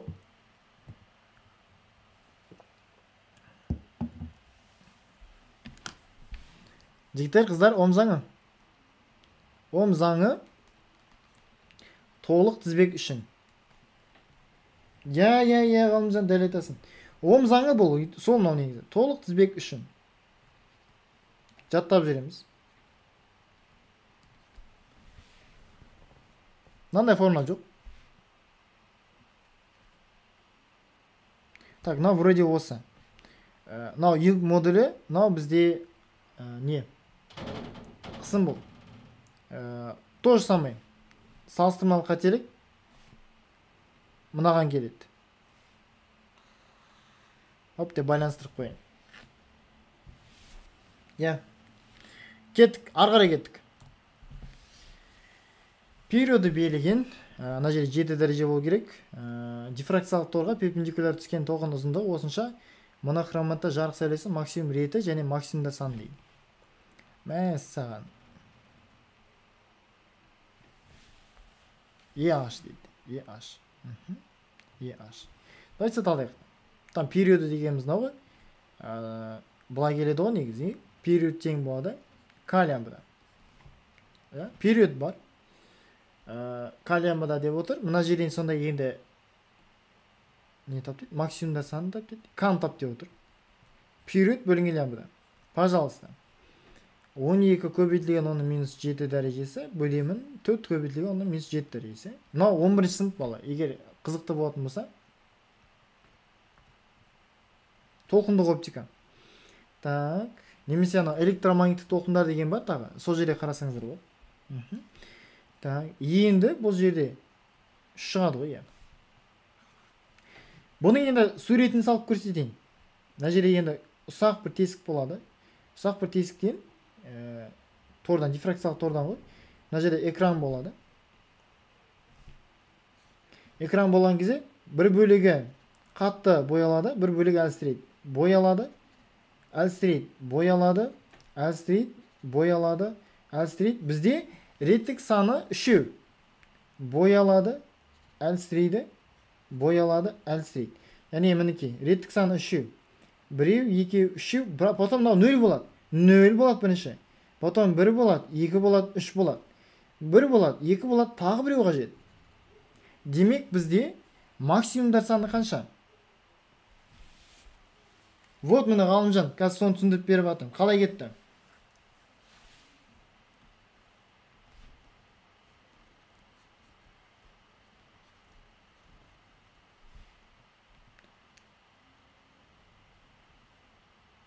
Мына жерден жарық келеді ғой былай.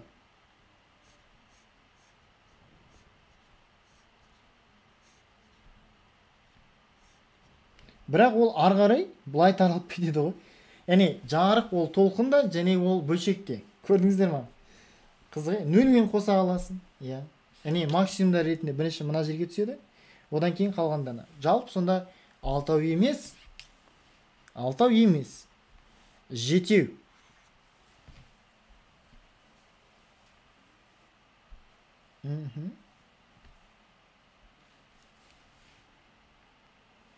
Сымбат көрдім. 7 дедім. Көріп отырмын. Рахмет, Русский. Жалғастырамыз. Так. 5-ақ сұрақ қалды. Балымызды бүгін конкретно 5 балға көтеріп деген ойдамын. Көлемі 8 метр. Давайте. Осыны шығарып берген адамға енді былай істейікші. Жаңа форматтағы бір нұсқа берем. Жаңа форматта бір нұсқа өзіміз кітап дайындап жатырмын мен. Бос отқан жоқпын. Менде бір нұсқа. Яғни өзім секретный дайындап жатқан кітабынан бір нұсқа, яғни 5 есеп берем. Телефон жазасын, мен берем.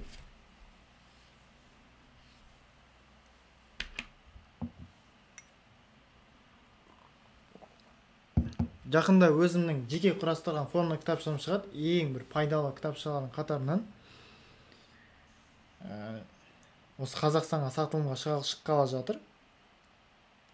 Енді ол жағын көре жатарсыздар. Кейін осындай бір ютубтарда немесе осы біздің инстаграм парақшада оны ойнататын боламыз. Сосын қазпочтамен салып, жақсы тілегімізді жазып, өзім қолын қойып жіберетін боламын. Так.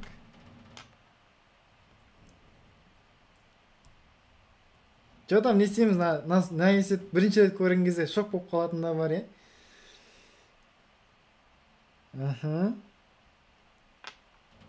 Мә, көп оқыш қадалады ғой осы жерден, кәдімгідей. Құртса, мына есебі деп.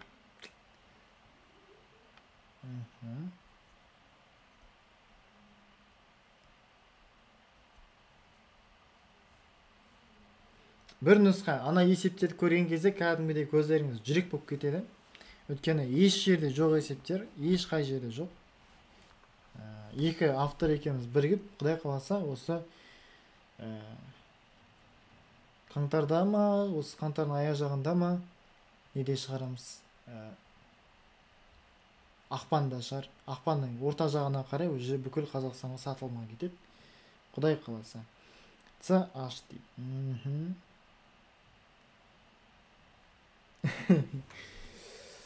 Так, болып тұрады. G дейсіңдер, да? G бар, потом C дейді, мұнда. GH дейді. Ну, логично. Егер G болатын болса, онда H жауабы дұрыс болу қажет ғалымжан, е? F дейді. 16 көбейту 16. CF дейді. CF. FG дейді. Но FG енді кішкене күмәнді. Өйткені FG 16 көбейту 16К 64К-ға тең емес, да? C дейді, Сабин айтады. CF дейді.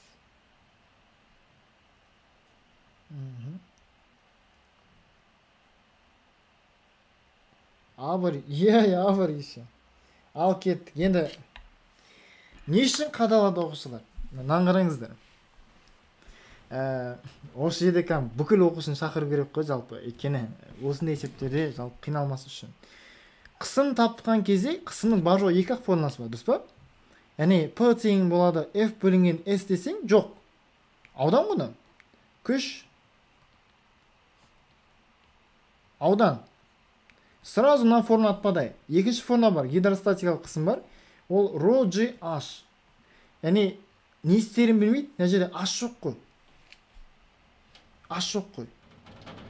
Келесесіңдер ме? H жоқ вообще. Бірақ мынау текше деп айтып отыр. Текше дегеніміз квадрат деген сөз.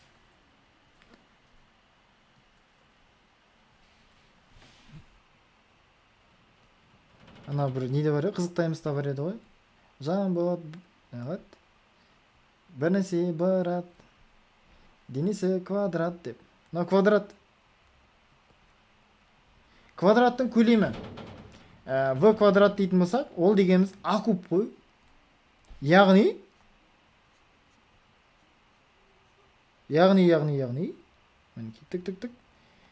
тік. Мынауымыз h деп атымыз, мынау a дейсек, мынау a, мынау тоже a. Яғни a-мыз тең болып тұр h-қа. A тең болып тұр h-қа. Оны біз айтамыз ғой, h-тың кубы деп. Все, h-тың кубы тең болады 8-ге. h тең неше? Ай, молодцы. 2. Болды ғой. Әңгіме бітті ғой. 800 көбейтілген 10 көбейтілген 2. Пожалуйста. 16 мың шығады. 16 мың паскаль. Так, 16 мың паскаль. Так, 16. Мынау да келеді, Е жауабы да келеді, және С жауабы да келеді. Яғни CEF кім белгілеген екен?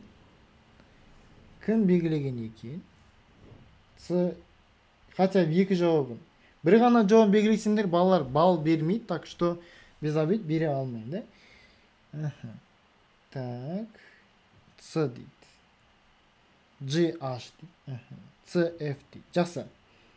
Саят Серік, нөмірін жазып жібер. Нөмірін жазып жібер ма? Бар екен білем, бірақ енді сонда да кішкене атмосфера болсын. WhatsApp-қа жіберейін. Болмайды же. Так. Саятқа бүгін бір нұсқа жіберетін болам. Көлемін тұр ғой. Көлемі деп айтылған ғой мінекей. Зент. Бір нұсқа. Жаңа форматта. Рахмет, Сабина. Та, 4 есеп қалды балалар. Шыдамдарың болса, до конца отырыңдар. Е? Қайта көргенде жақсылар, бірақ енді дегенмен до конца отқан жақсы. Осы түсінікті ма? Саят брат. Денесі квадрат дейді.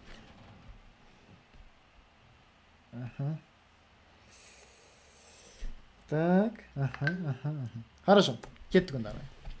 Ашық колбада газдың ішкі энергиясын дейді. Изобарал қыздырылғаннан кейінгі колбада қалған газдың ішкі энергиясымен салыстыру.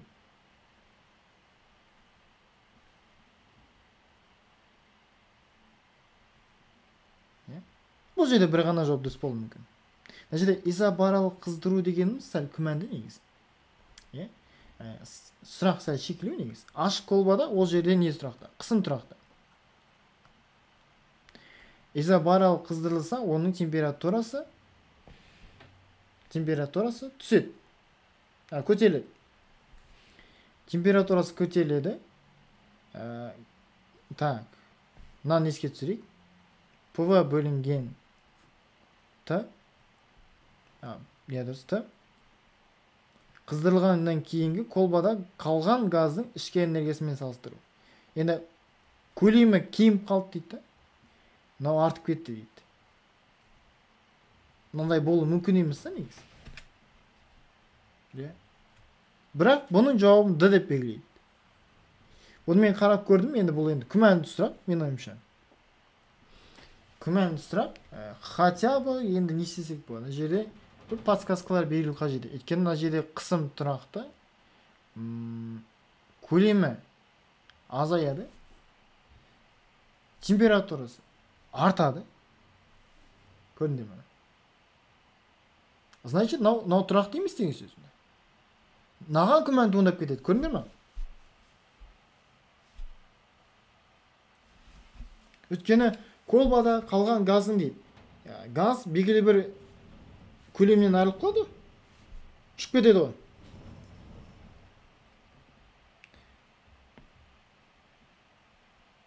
Қара, жабық ыдыста көлем тұрақты, ал ашық ыдыста қысым тұрақты. Осылай жаттап ал. Мінекей, мынау осы былтыр ұбт болған сұрақтың бір шайған сұрақтардың қатарынан. Жо, ағай дейтінде болатын болса, жаңағыдай емесі мен конкуренттерім, сен дұрыс түсінбегесін десе, пожалуйста, хабарласыңыздар. Талдауға дайынбыз. Кеттік, тоқталмай қойып. Ойнан қарасыңдар. Тоғы бар дейді. Тоқ күші берілген. Мынау электрондар саны берілген. Потом уақыты тап дейді. Потом мына жерде қате кетеді. Мына жерде Q емес, мына жерде E болады. Электрон болады. Жақсы? Енді электрон бар. Осы төртеуін байланыстардың форма қандай десеңіздер, I тең болады. Q бөлінген не? Т да. Енді мына жерде екеуін мынау дегеніміз N E бөлінген Т, екеуін орнына ауыстырамыз. Демек Т тең болады. Q бөлінген I екенін ескеретін болсақ, мынау не бөлінген I. Но n-міз бізде 2 көбейтілген оның 5 дәрежесі. 1,6 көбейтілген оның минус 19 дәрежесі. Бөлеміз 32 көбейтілген оның минус 6 дәрежесі. Өзі-ақ сұранып тұрғаныш, мына екеуі сұранып тұр өзі. Қысқарған кезде мына жерден 20 шығып тұр ғой. Мына екеуі сұранып тұр. 10 шығып тұр ғой. Көрдіңдер ме?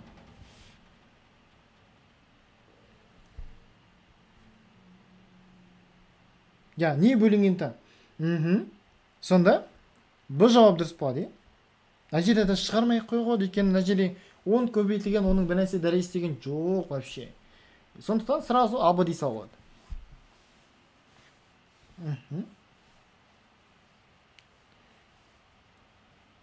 Жарайсың, Санақ Рахман дейді, жарайсың. Абы болады, екеу болады жауабы. Жоғалтып алмаймыз. Егер мысал қараңдар, проблема бар ма осы неден, қанша балдан айырылып қалам десеңдер. Бұндай сұрақтарда, егер бір қате жіберсең, қанша бала дұрыс болсын деген тема жоқ, яғни бір қате жіберсең,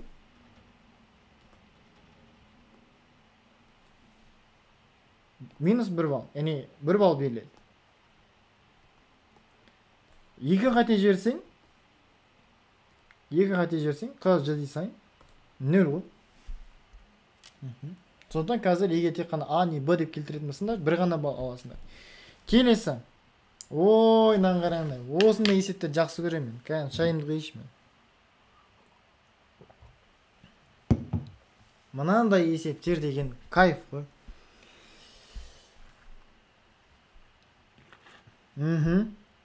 Анау қайсысы? Арыстан ойындама айтады. ұбт-ға барыңызде қырандай қырағы бол дейді. Жақсы сөз негізі. Өте жақсы сөз. Так. Газ көлемінің осы келерге сәйкес көлем дейді. Бізге көлем қажет. Қай жауап дұрыс деп ойлайсыңдар? Мысалы, ұбт-да отырсыңдар. Осы сұрақ 29 болып келді. Изопроцестерді өткенсіңдер, мысалы. Менің курсыма қатысып келіп, қайсысын белгілер едіңдер?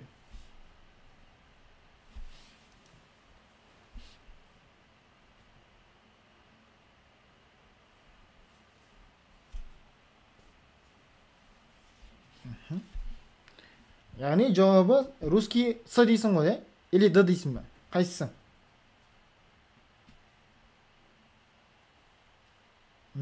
Аш болу мүмкін. Хорошо.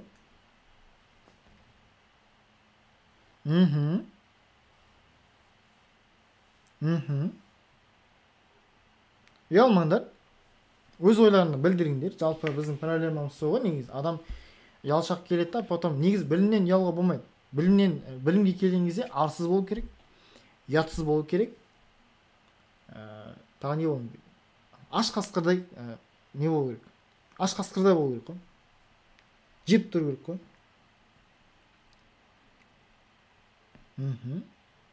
ЦВД дейді. Ж дейді.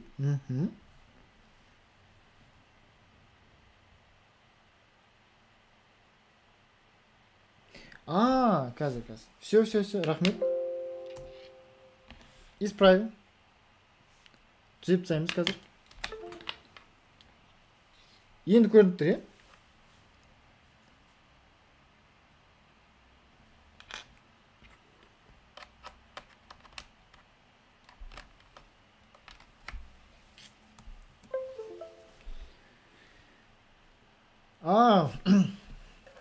Дайын болыңдар. Сенсей қазір мына есепті кәдімгідей жарып тастайды. Осы есепті кәдімгі статусқа салып қойсаңдар болады. Неге дейсіңдер? Көп қате кететін есептердің қатарынан осы. Нені білу керек болды бізге?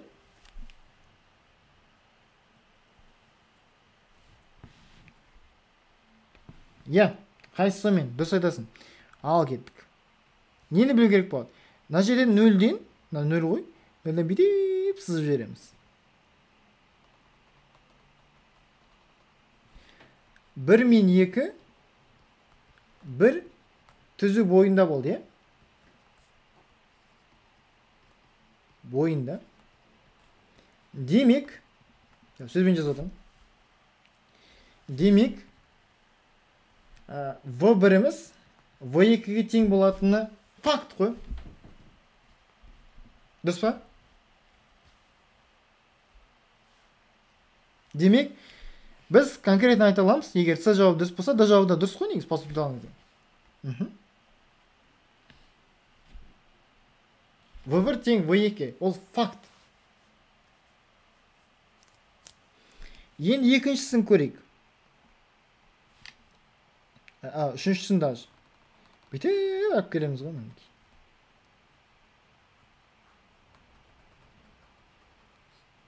Енді көп оқушылар былай жаттап алады.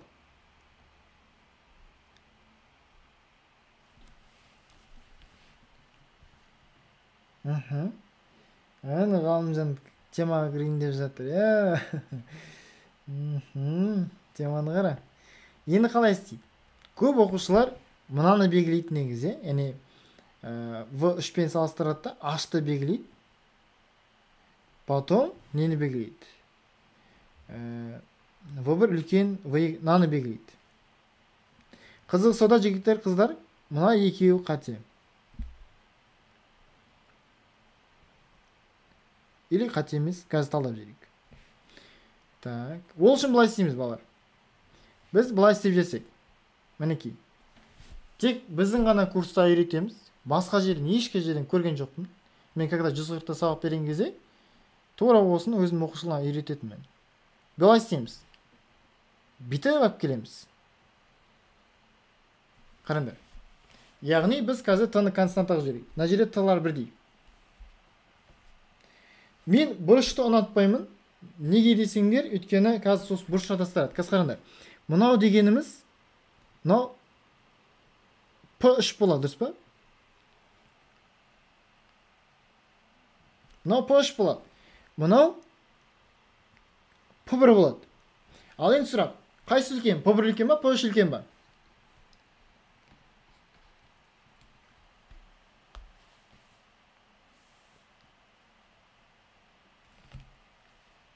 Конкретно P1 үлкен.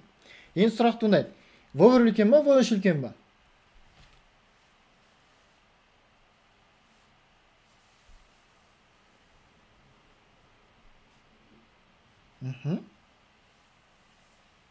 Қайсы үлкен? Төмен қарасам, комментарий оқып отырмын деген сөз. Хотя былай оқып қойсам да болады екен негізі. Не? Былай оқып қойыңызшы.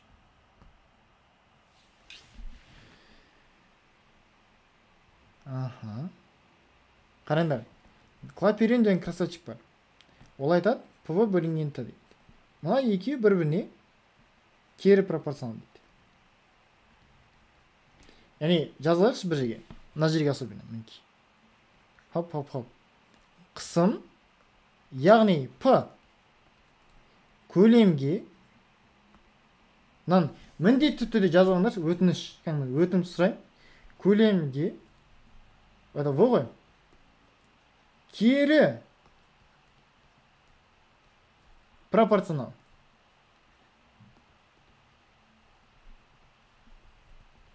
Яғни наоборот деген сөз.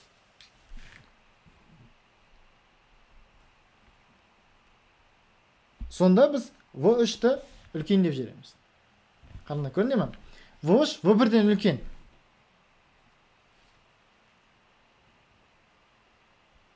Демек жауабы V3 V1-ден үлкен. А жауабы дұрыс па? Егер А жауабы орындалатын болса, онда молодцы. Жазып алған болсыңдар, молодцы. Конкретно бір лайк қой. Онда авады. Егер V1-ден үлкен болатын болса, онда V3 V2-ден де үлкен. Тамаша. Қалай балалар, түсінікті болды ма? Енді осындай кезіксе, мен ойымша, именно осы видеоны көріп отқан оқушылар, көріп жатса әріптестерім, оқушылар осыдан қателеспейді деген ойға келем.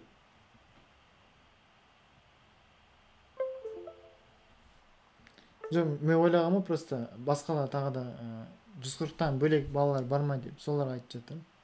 Не жандары.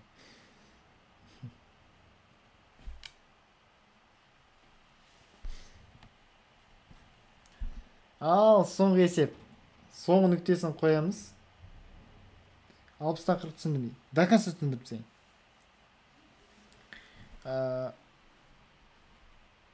Мына екеуі бар ғой. Екеуі бір түзу бойында жататын болса, онда екеуі тең деген сөз. Егер үшеуі де бір түзу бойында жататын болса, онда үшеуі де тең болар еді. Біреуі сәл төмен орналасқан. Көрдің бе? Төмен орналасқан. Енді сен аласың да температураны өзің искусственно тұрақты етіп жібересің. Яғни бір бөлікті ғана аласың, бір белгілі бір бөлігін ғана аласың, тұрақты етіп жібересің да, сол тұрақты мәндегі, допустим, мына жерде 200 кельвин болатын болса, сол тұрақты мәндегі қысымын анықтайсың. Одан кейін тағы да қысымын анықтайсың. Мына бірінші үлкен. Сосын салыстырамыз. Мына жерде P1 үлкен екені көрсетілген. Это факт. Егер қысым көлемге кері пропорционал болатын болса, онда наоборот. Яғни мына жерде P1 үлкен болатын болса, мына жерде V3 үлкен болып кетеді. V3 үлкен болып кетеді. Сонда егер V3 V1-ден үлкен болатын болса, онда V3 V2-ден де үлкен деген сөз. Ал кішкене енді.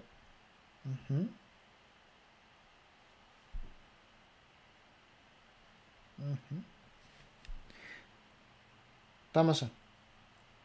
Чтобы күмән қалмасын. Ал бүгінгі соңғы сұрағымыз, соңғы нүктесін қоятын біздің.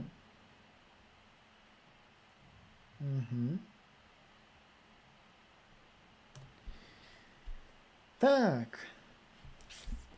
Егер катодтан ұшып шыққан электрондар ең үлкен жылдамдығы 530 километр секунд болса, фототок үшін жапқыш кенудің мәні қандай? Жігіттер, қыздар, мен сіздерге бір лайфхак айтайын. Лайфхактың аты мынадай. Кинетика энергияның үш формасы бар. Ең бірінші 7 сыныпта өткен сендер mv квадрат бөлінген 2 деген форма бар. Бұл бір.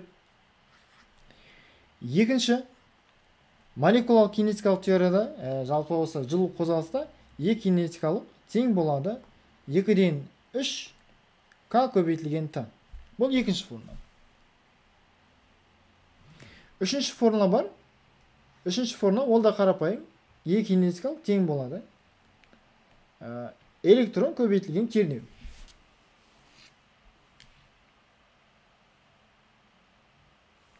Электрон көбейтілген кернеу.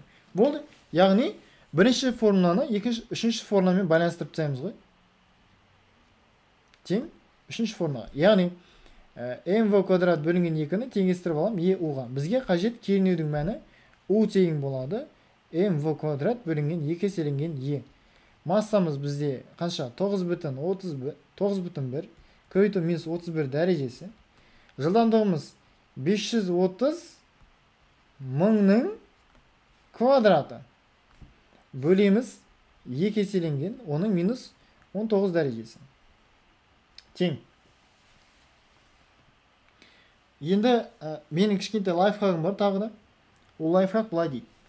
Мына дәреженің бәрін ұмытып кетіңдер.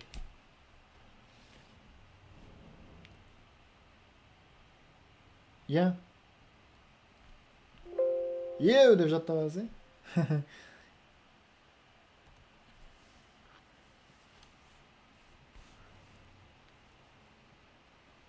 Так, сонда бүйтеміз.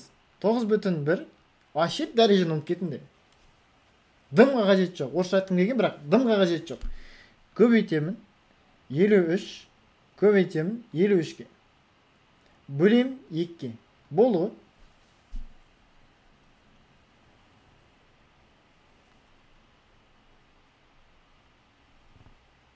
Ойбай, ана жерде 1,6-ны ұмытып кеттім ғой. Дағы бөлемін 1,6-ға. Ойбай. 7, яғни 8 шықты ғой.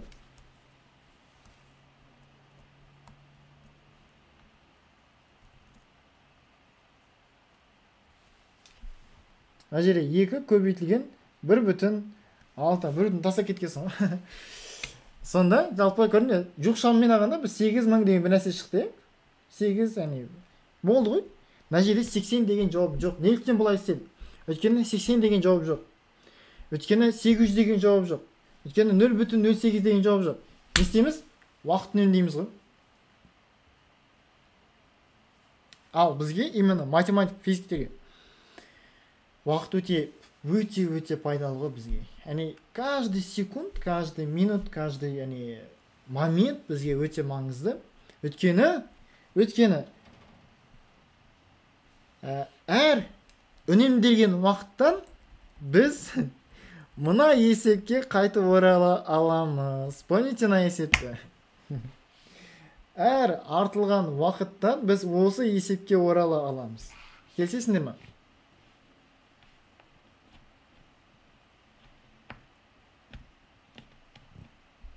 дұрыс шығарып қана қоймай балалар осы уақыт үнемдеу жағында ойластырыңдар.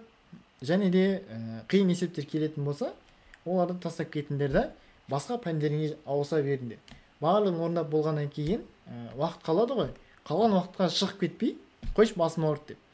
Қайтадан оралып, шығатын есептерді шығарып тастаңдар. Потом барып